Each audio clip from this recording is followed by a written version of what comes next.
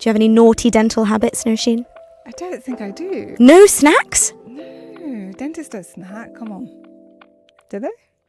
I don't. Hi, I'm Nosheen Chowdhury. I am probably Sam's most newest resident dentist. What are your main standouts from the residency so far? I think definitely just piecing occlusion together. I think the fact that you can actually go and shadow him, see him, with his patients, the consultations, how he treats the patients, also how he then deals with occlusion prior to starting with the patient, but also once he's fitted the porcelain veneers. You can't match that in any other course. So what's one thing that you've changed in your practice since starting the residency? There's just too many things. The way I do my consultation, getting patients to actually understand their chewing habits, and then that helps me to think about how I'm going to design the veneers. The way I can now sculpt actual veneers with just global composite. I never really did that before. I would just use composite. That's been really cool to be able to do that. Do you have any hesitations before you signed up to the residency? I think my main concern was, am I going to get the kind of patient that I need to do the treatment on? Because for the residency, you need to have an actual patient that you can do porcelain veneers on, not just the one or two,